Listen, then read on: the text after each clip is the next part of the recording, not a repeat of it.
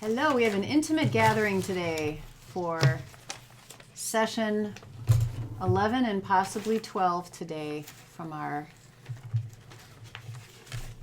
suffering. We're in suffering right now. Nice. Oh, it's always fun being with you, Pastor. Yeah. Yeah. Well, I can start reading and then pass it on to you at some point. So this is about church history. And you'll see I have this little meme. It's called this little joke thing. And I found it online. I was like, well, that's interesting. A little contemporary message about struggling with where is the suffering, God's will in the midst of suffering. So, the earliest writings of the nascent church revealed a subversive and diverse community whose radical creed was Jesus as Lord, meaning Caesar was not. Yet this very identity was a threat to the powers that be. We know from any Church History 101 that the first few centuries were dangerous for Christians. Whether it was the Jewish leaders themselves hunting down Christians, as exemplified in Stephen's stoning, or Roman authorities, Christianity was not viewed well. Martyrdom became a very real possibility for Christians and strengthened the face of death of virtue. Some even sought out martyrdom as a show of faith. No longer was suffering and dying a punishment from God, but proof of your own faithfulness. Evil was real, suffering was real, but God's faithfulness was revealed in other ways. Yet many Christians in America today have reverted to a God is on our side theology that suggests God is in control of everything, including natural disasters, illnesses, and other forms of suffering. Many victim blame people for not having enough faith if they have mental illness, physical illness, or other issues they should pray away. As the above meme suggests, is God's will in the person's cancer or in the surgeon's operating? What kind of God do we have? The Church in power. Many theologians rejoiced when Emperor Constantine became a Christian and granted legal status to the once misunderstood and persecuted faith. And as Christianity gained power, it gained wealth and property as well. Writers such as St. Augustine projected that we were entering the 1,000-year reign of the saints predicted in the book of Revelation. With Christianity in power, now the faith would spread worldwide and Jesus would return to earth to rule. Versions of this perspective were very widespread for a while. The mission of the church, now infused with power, seemed to shift more towards salvation through the church and converting people to their doctrine and theology. While many monks and nuns on the fringes of society continued to try to live like Jesus, the visible church was more concerned with everyone becoming Christian, and yes, there was a difference. As we saw earlier, the concept of the devil was evolving. With war, plagues, and general illness, many saw the devil as an active force in the world. The church was now a representative of God's power in the world, fighting all the faces of darkness, whoever you believed they were. We can see how this sense of power affected our theology. Coming from a position of ultimate authority versus humble service changes how the church sees its role as well as God. God is now a God of power, might, demanding obedience or else, just like the petty rulers of the earth. It is a stark reminder that we tend to craft God in our own image. We need to be rounded out by voices of maturity and compassion, voices like Julian. Julian of Norwich was a nun who lived from 1342 to 1416 in England. She happened to live through the Black Plague, though many were dying around her. She did get deathly ill herself, and upon her deathbed she had 16 visions of God. In the book she wrote many years later telling of these visions, she often included the line, "This in no way contradicts the teachings of the Church." Curious. In Christian Europe, the Roman Catholic Church was the source for interpreting the acts of God to the world. When only priests and religious men could read, the otherwise ignorant population was unaware of what was in the Bible. When the plague ravaged Europe, the church said that God was punishing the people for their sins. Then people were called to repentance and prayer for God to end the pestilence. Yet Julian of Norwich did not meet this kind of God in her visions. She met a God who was not angry at humans. There is no wrath in God, was her insight. The judgment we feel comes from ourselves. Rather, God is love and love only, and God seeks to redeem all of creation. Eventually, all shall be well when God is able to accomplish the final loving act. Did this contradict the teachings of the church? It did. That is one reason she didn't publish her writings for several decades. But her insistence that it doesn't was merely a safeguard from possible inquiries by those in power. Mother Teresa exemplifies that God is present with the poor and suffering. God works through human beings to make things right. When we open ourselves up to doing God's work, great healing can occur. As the famous poem attributed to St. Francis of Assisi says, "Make me a channel of your peace." This begs the question, if God works through human beings, does God need us? What does it say about God that God works almost exclusively through human beings? Kinds of evil and suffering. As more contemporary theologians tackled the idea of suffering, they found it helpful to talk about different kinds of evil as well, to distinguish where God is in these acts. First is human evil. This describes the acts of abuse we do against one another or oneself, whether mental, emotional, physical, sexual, financial, and so on. Very often we wish God would intervene and prevent one person from abusing another, and yet God does not intervene with our free will. Each of us has the free will to choose to lose our temper or hoard resources instead of helping someone else. Yet we also believe that God prompts us, offers help, and works through others for good. For example, if we are abusing ourselves through alcohol, God works through a family's intervention and treatment programs, but we must choose to surrender to that help. Another evil we all face is the suffering that can come from nature. This includes fires, drought, as well as sickness and cancer. As we saw, the Hebrew people believed this was all about instruments of God's direct action. But Jesus contradicts this. We now know much more about weather and science and can say that nature has its own rhythms and laws. Nature has its own free will. This includes the freedom of certain cells to reproduce abundantly. Once again, however, God works through humans in the form of disaster relief, good government, and medical intervention. Far more murky, yet very real, is institutional evil. This is the evil that lurks in laws and practices that are built into structures, perpetuating prejudice and abuse.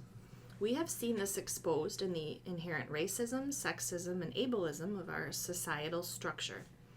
We can deny this because for some of us it's hard to see and put your finger on.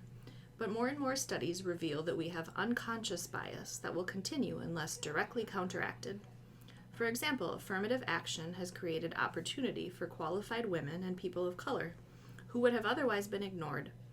Changing laws and policies to benefit more people is a faithful act for Christians.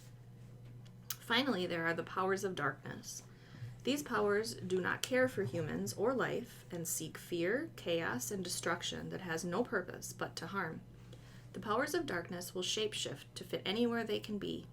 And as we saw in Jesus' temptation, they will even quote scripture and look very religious if that works best. When we break apart causes of suffering into these different categories, we can see how God may work differently to combat each. But this world will always include suffering, pain, and evil because we are limited and we are broken. And because God loves us so much, God is not as quick to condemn and throw us out as we may be to each other. A reminder that in Matthew 13, Jesus tells the parable of the weeds and wheat. People wanted to know why God was allowing evil people to keep doing evil things. Jesus promises there will be a reckoning at some point, as exhibited in the harvest, but we often are too hasty. God allows freedom for us to learn and grow. All right. Pause there and reflect on that.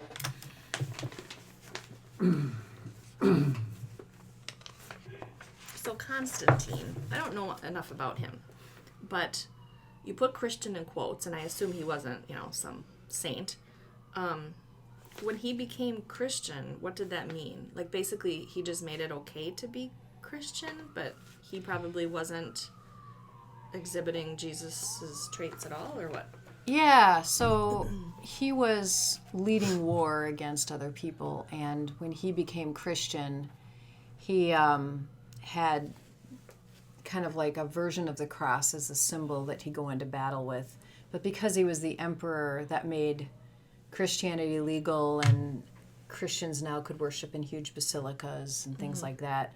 But he didn't really understand what it meant to be a Christian. For him, it was kind of a power political move, and the church with it became very powerful. And he did pull together, like the Council of Nicaea, which created the Nicene Creed. But again, it was sort of who was invited to that, and he propelled things in the church that we know. But people find it a mixed bag because there was a lot of. He didn't come into it with the humility and the servanthood of Jesus. He came into it with the power and war, and it's just It almost sounds like a crusade, even though it probably wasn't called that at that time, but almost like the first crusade. And theologians at the time, especially after hundreds of years of kind of being kicked in the shins, all of a sudden to be able to worship in public, like many thought this was the greatest thing ever. Like this was the beginning. This was the beginning of God's kingdom on earth as it is in heaven. But in reflecting back with more information that we know and we see how things played out, people are like, it was a mixed bag for sure. A mixed bag. Yeah. And with freedom comes power. Yeah. Yeah. And with power comes Corruption. Yep. A lot of things. Yeah. Well, and you had written at the time, too, there were some nuns and monks that were actually kind of maybe following Jesus. Do you think that was in reaction to the power of the church? Or were they already there? Like, That's a good question. I'm not sure, but if you look at the thread of the last 2,000 years, you're always going to see threads of people who kept it very humble and authentic, and they cared more about service than they did about. I mean, even St. Patrick is a really interesting story.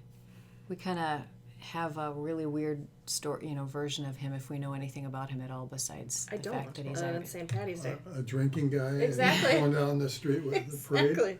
Well, so the story is, I mean, I think he was English. He was captured as a slave and brought to Ireland.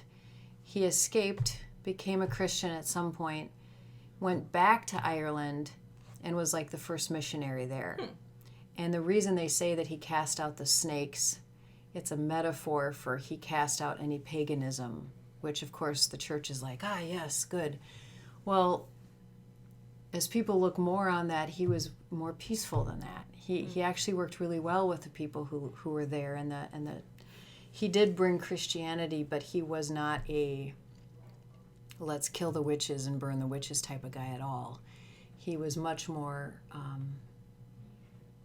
peaceful.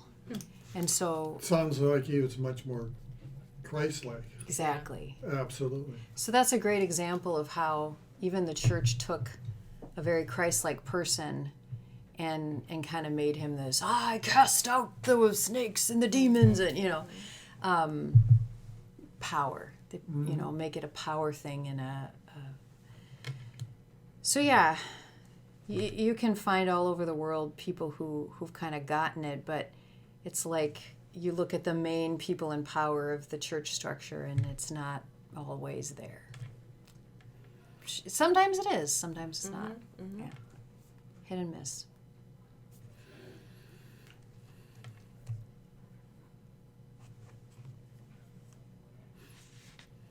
I have one other thought from what Go we read, ahead. and then you go. The very end. I brought this up last week, where it bothers me that God won't take away childhood cancer and things like that. Yeah, and that parable does help. Like, God could come in and pull out the weeds, but He doesn't, because here maybe like you're suggesting it's too early, and He needs to allow us to learn and grow with the weeds. And also, doesn't this parable kind of imply, maybe I'm thinking of the wrong one, that if He pulled out the weeds, some of the good stuff would come too? Yeah.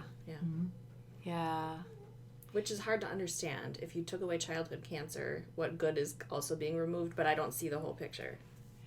Yeah, and it might even be just kind of weird, like childhood cancer it's bad for us, but for creation it's neutral. It is just cells doing something, right? So it doesn't know what it's doing. It's just being kind of like a tsunami doesn't know it's crashing into a village. So it's just part of creation being creation. And we just happen to get caught in its way, in its living. So it's not wrong for us to come up with chemotherapy and surgery, right? That's not wrong. That's great. That's a good way to deal with it. Just like people are coming up with really crazy things they put at the base of islands, where something about where winds come or like waves come, and it prevents tsunami. Takes the energy out of it. Yeah, it's like it's this really brilliant thing that they came up with, and I mean, God gave us that idea, right? So I think that it's almost like you got all these cars on the road, and everyone's going this way and the other way. Nature's one of the cars, and sometimes things crash into each other, and it's not what was intended. But if God stops one of the cars, why doesn't God stop the other car? Where's the line? Yeah. And then, of course, there's divine intervention, which we'll get to in a future lesson. But That'll be interesting. Yeah. That'll be interesting. Yeah. And your sermon today about lifting that veil or something up that Remove his protection. removes that. I think, okay, so without these things, we wouldn't need God, okay? And the important part is that we need God, and we need to rely on Him, not for the safety, but for the knowledge and the ability to cope with these things, and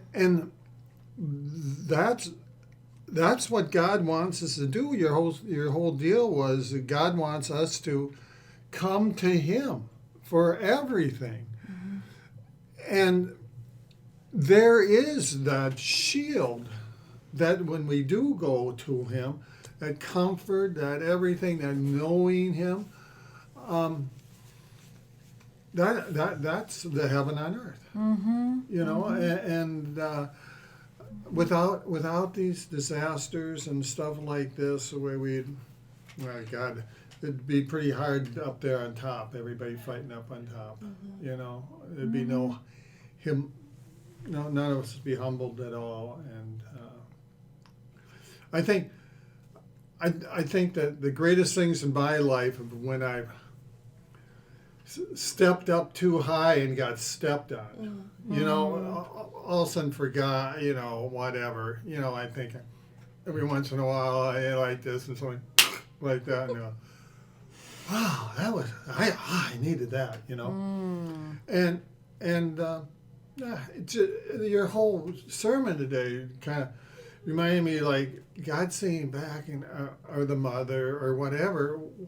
Watching the kid with the hand going, you've told him 100 times not to touch the burner. You told him, now you go, I hope he just touches it real easy, like that. Learns a quick lesson here. Yeah, I hope so, but can't stop it.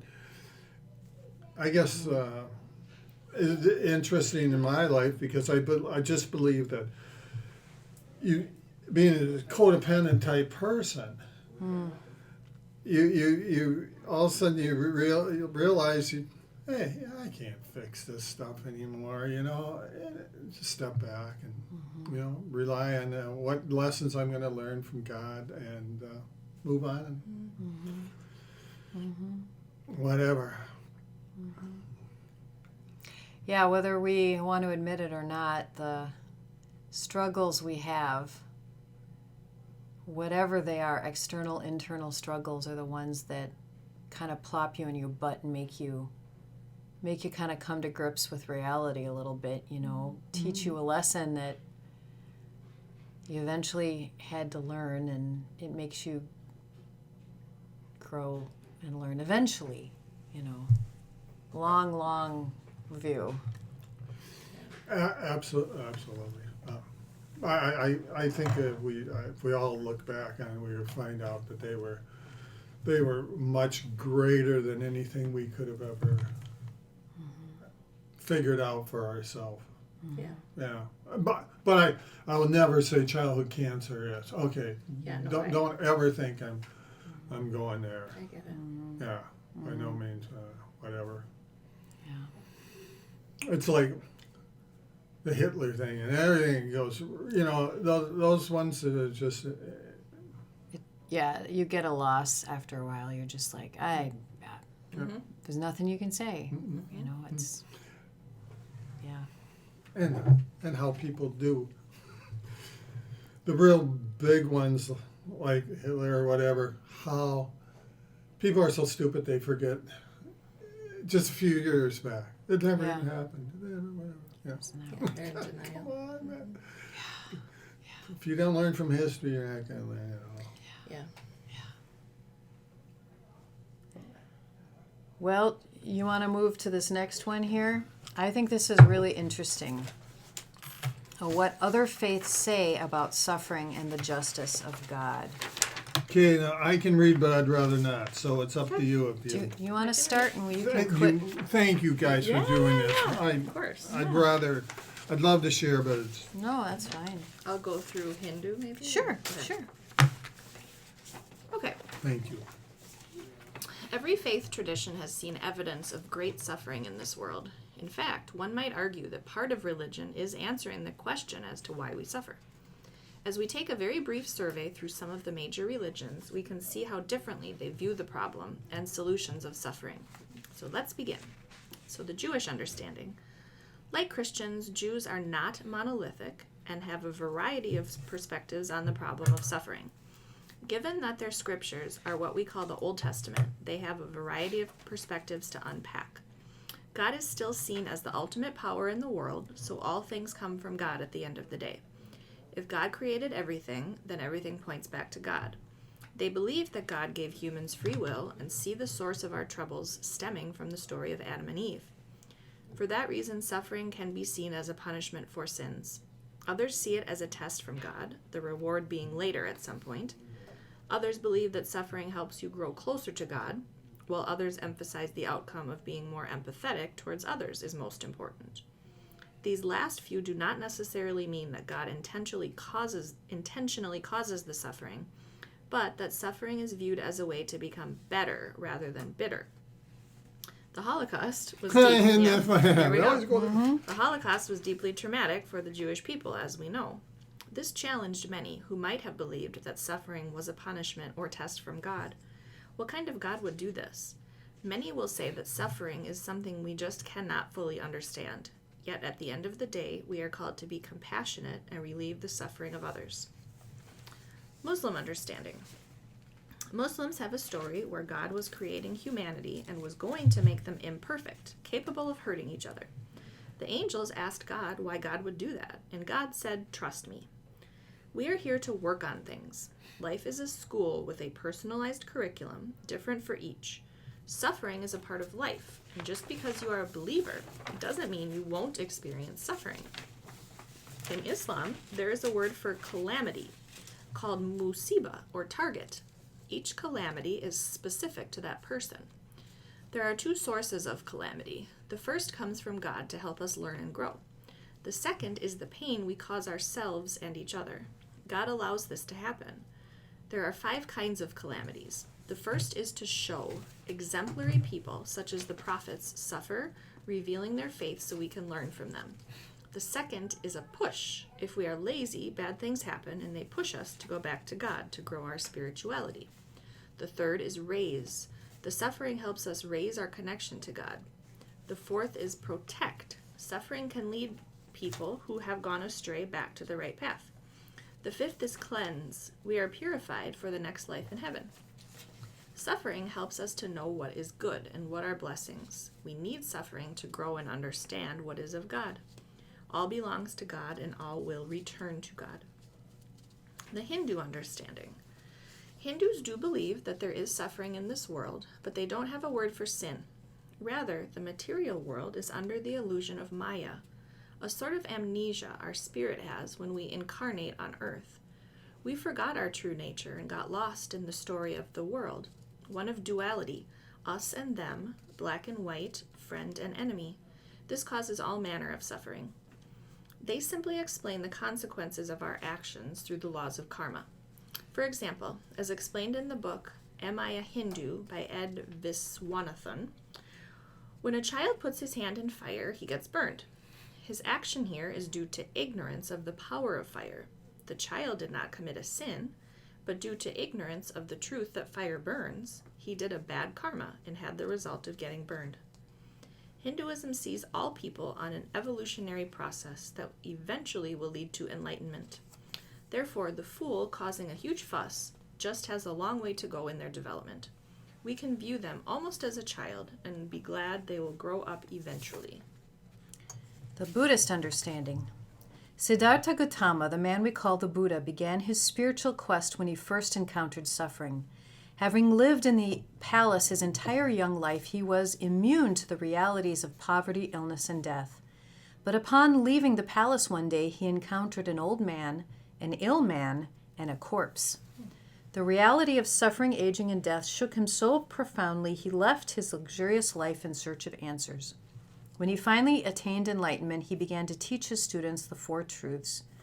The first truth is that life is constant change. We're always aging, death is inevitable, nothing truly stays the same. Because we get attached to things and want to control life, we immediately suffer. We don't know how to go with the flow and live in the now. The second truth is the origin of our suffering is greed, ignorance, and hatred. The third truth is that suffering can come to an end. When you reach enlightenment and have compassion for all things, you stop suffering. The fourth truth is that the path that leads to the end of suffering, it is an 8-fold path to study and practice until you also attain enlightenment. The steps are right understanding, right intention, right speech, right action, right livelihood, right effort, right mindfulness, and right concentration. Buddhists believe in relieving the suffering of others as a fundamental truth. Many are vegetarian and due to their belief in reincarnation, do not want to harm any living things in any way.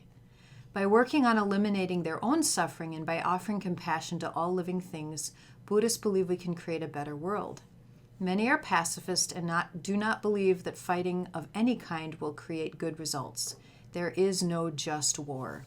Engaging in the actions that have produced suffering in the past will not end suffering in the future. As discussed much earlier, Buddhists have no position on the existence of God.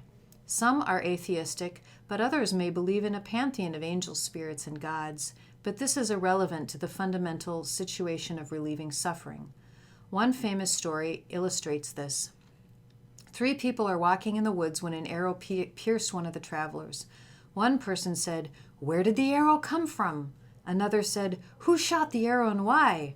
Finally, the person on the ground shouted, "Never mind that and take out the arrow." So too, Buddhists focus on how to relieve suffering, not on theories. They would also say that if Buddhism relieves your suffering, great. If not, find the medicine that works for you. Buddhism is not the only right way. It is a way. Indigenous understanding. Given that there were numerous tribes in North America alone, we cannot say all believed the same thing. However, there is a common belief in both good and evil as represented in many myths. Ideally, all things, including good and evil, are to be in balance. It is when things get out of balance that trouble occurs. Therefore, if you need to appease some naughty spirits of the land, you do so to eliminate certain issues they may be causing. Suffering, such as illness and natural disasters, can be explained by the spiritual world we cannot see, which is intertwined with the material world we do see. These worlds affect each other, as they are just a breath away. Shamans are called to cure a sick person or to restore balance to the land with ceremony. But what about people who do awful things? Clearly, the indigenous peoples of almost every land on the planet have been victims of the brutality of colonization.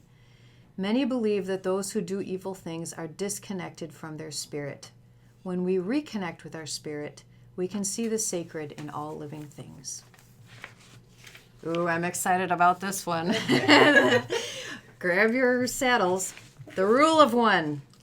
I want to add one more perspective. This is not from a specific faith tradition, but rather a very popular channeled work from the 1980s called The Rule of One. As much as Christians are often tempted to dismiss such perspectives, including anything New Age, learning a bit about this felt like a completely different take on our life on earth, especially when it comes to understanding suffering.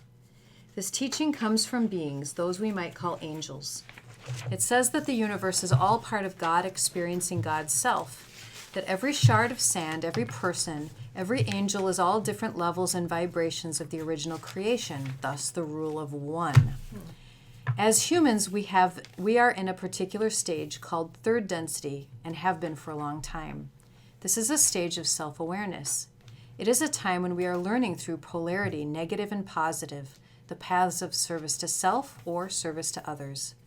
This stage is filled with great suffering. It is a sort of marathon of growth, making choices, learning the very hard way.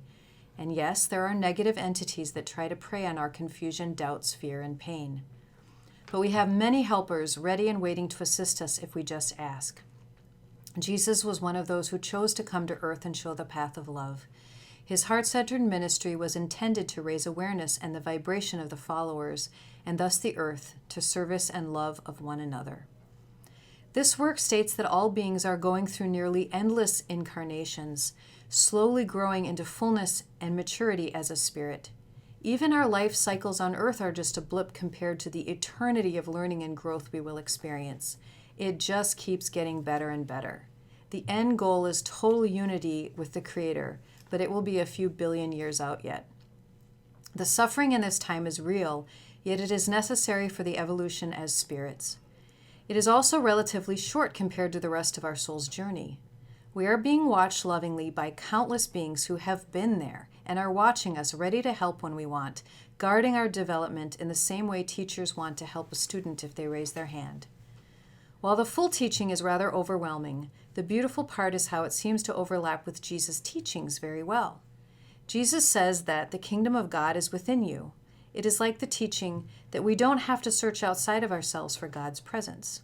We can't see with our eyes that when someone becomes Christ-like in their love and service to all of creation, their vibration changes and expands, but some people can feel it. And another lovely final teaching, it states that humanity is destined to evolve together into the fourth density, where we live and operate completely out of our love and compassion all the time. The rule of one says it will feel like heaven has come to earth because everyone will want what is best for everyone. We will fully understand with our entire being that we are one. Our egos will have dissolved. And the best part, we can start this process right now. Jesus has already shown us how. Love yourself, forgive yourself, accept yourself as you love others, forgive others, accept others just as they are. The simple but powerful path eases suffering for you and begins a change that eases suffering for others as well. We may never know on this side of life and death who has the right or closest teaching to the truth of reality. But when it comes to suffering, it is important to remember that we often choose to believe that which gives us comfort, and that is okay. We aren't alone. There is more.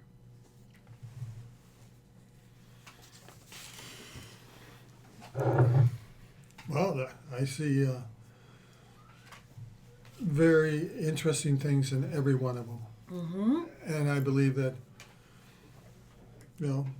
those all those things could have, all those certain religions could have been heaven sent, and learn from each part of it. Yeah. Yeah. Mm-hmm. But the Christians.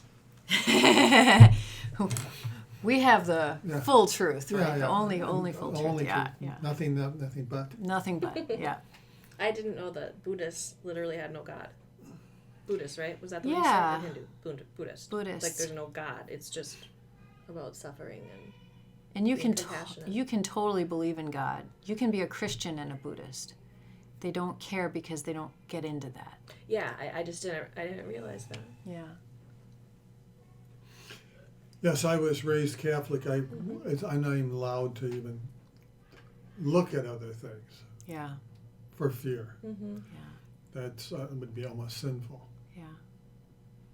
Which is sad because it sort of implies that God can't possibly be at work anywhere else on the planet through other people and cultures and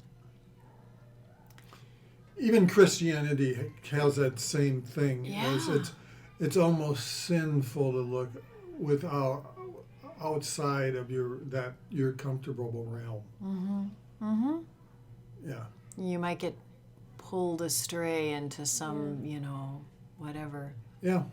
Years I ago. interrupted you. I'm sorry. No, you didn't. I You did. Years ago, when I was at a different church, and I was just finally starting to read about Islam for the first time, because that was what I was on at that particular moment, and I was telling the secretary at the church about things I didn't know that were really interesting about who Muhammad was and what a cool guy he was. And her eyes just got big, and she goes, "Are you going to convert and be a Muslim?" And I was like, "No, that's not what this is about. That's not why I study other faiths. I'm not shopping. I'm trying to learn the beauty. What is the core? What made them at the very beginning of their beginningness? What was it that drew people? And I have to believe God was in that somehow, right? And that's what I love to discover is, But it was just a very different perspective for her. It was like, it was scary to learn about anything else. Right. And I'd like to think if I was studying about something and God drew me towards it, even if it was a different thing and it wasn't totally Christianity, in what we call Christianity, that'd be great. My goodness, there's a reason why God does the things they do. He does. So, whatever. Well, and that has been, I believe, has been a huge thing that God works with me on, is puts the next, rabbit hole in front of me. And I never know what it's going to be. It started out, I read a bunch of books on Judaism, and then it was Buddhism, and then, I kept moving on, and I just sort of feel like God's just laying this path because for me, it's enlivening. And then I get to come back and say, it's okay. The water's fine. It's not so scary. And it's not for everybody what I like to do. But I think the reason why it works for me is that I can come back and share. No, don't be afraid of this, Meditation does not make the demons come in, or whatever it is that, sometimes Christians believe. And yeah. I will say one thing is I never hear you push anything on. You enlighten, but you don't push towards certain things, and nor should you. Good. And I think, Good. I find that really good. So, okay. So I grew up believing, and I still believe, like, it's a core, like, it's just in me that, like, Jesus is the only way. Quote, only way. Where does that come from? Like, I believe in Jesus, and I believe Jesus is God. And yet I also believe that people that have never met Jesus, have never heard of Jesus, they're not saved. Of course they are. Of course they're going to be in heaven.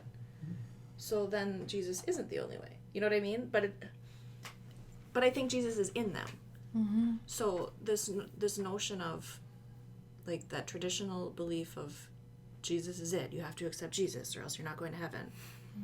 Where does that come from? Yeah. So the short answer is that wasn't necessarily the uniform belief for many hundreds of years. Okay. Jesus meant to say Jesus is Lord was a powerful statement, but it meant to say his way is Lord. So he was important, but it was what was important about him was what he revealed and the path he showed. And somehow the path became less important as him. And we're going to read the theories of atonement when we get to that. There's many different ways to explain what Jesus did on the cross, but as the church came to power, not to be negative in any way, because everything's a mixed bag, right?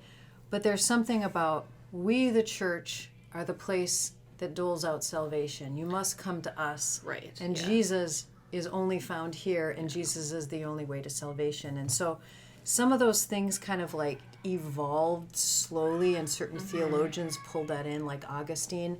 And it got to the point where it was clear and obvious. Oh, Jesus is the only way. Salvation is only through Jesus. Salvation is only through the church, which offers Jesus.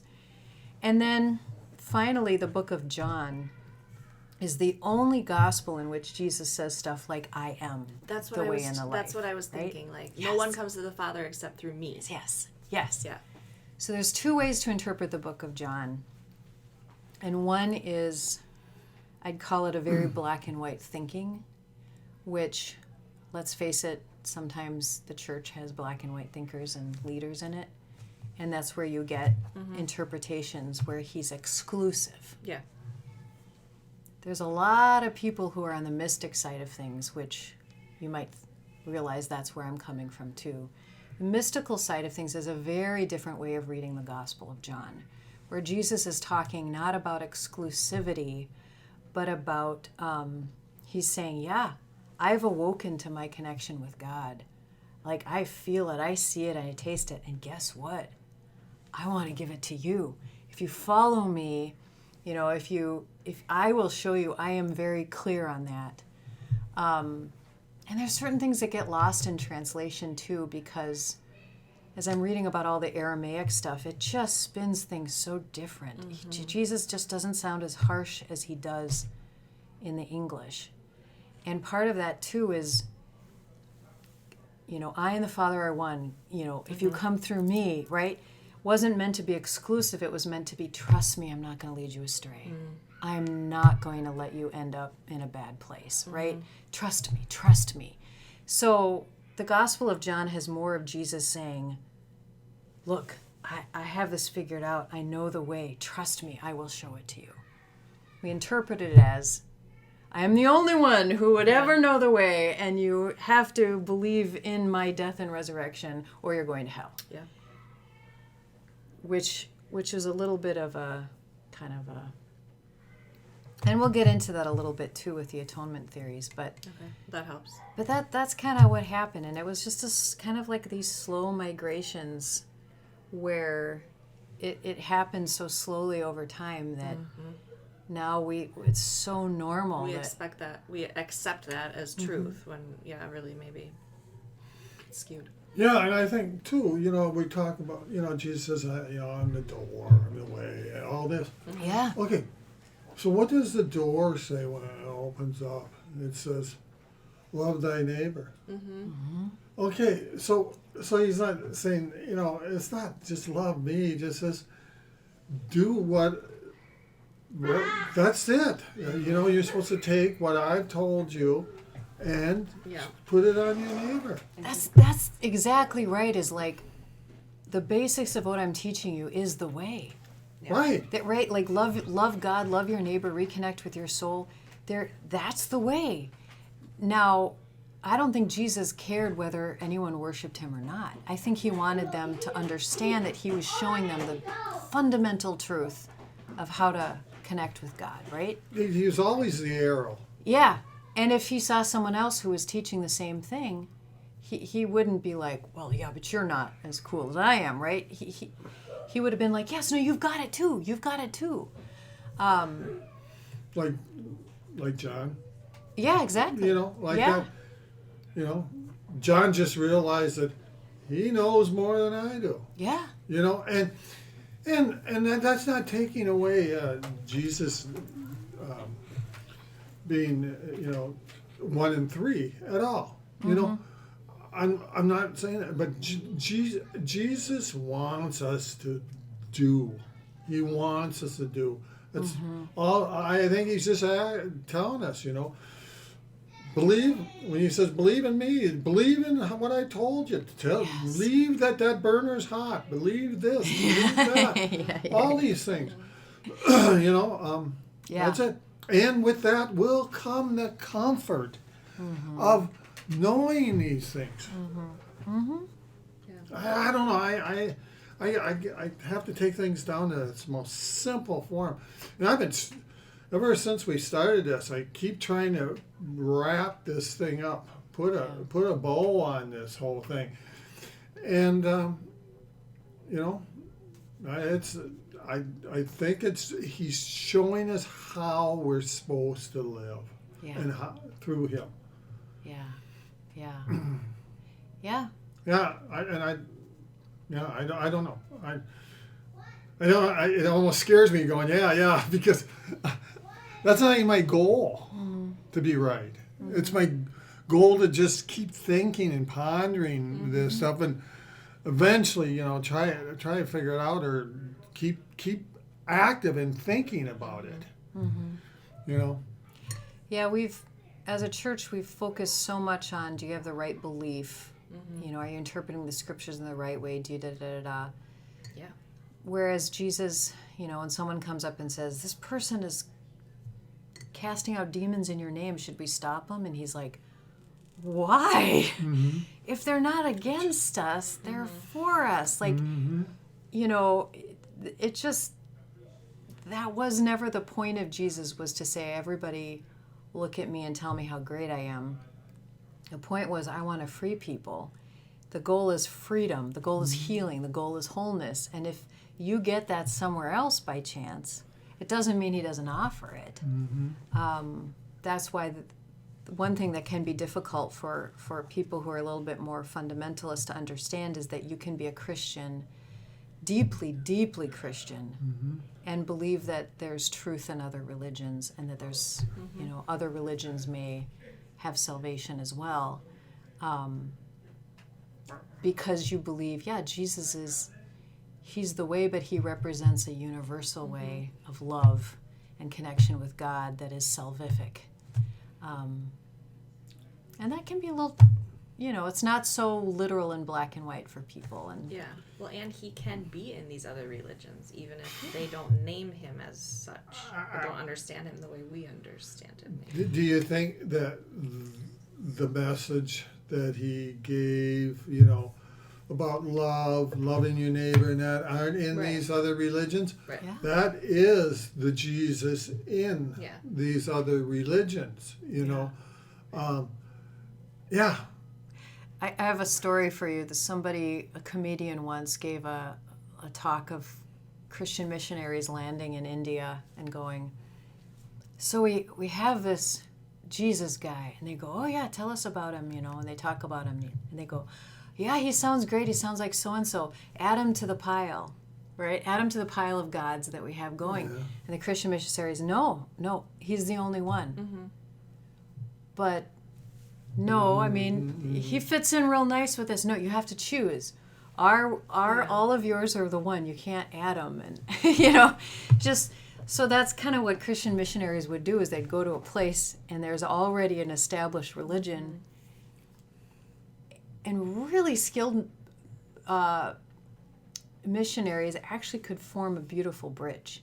But there were some that said, no, choose one or the other, because your way is completely wrong and our way is completely right. Right. And those tended to be more of a violent transition. And of course, everybody's just terrified of worshiping idols or false gods. Okay, you know, what could be worse? You know, I mean, and whatever. And so, I think that's where they get so frightened by this, and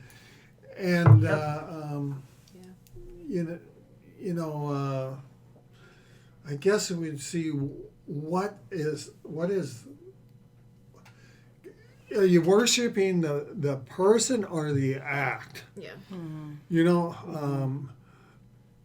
I think we have to learn from it and do the act.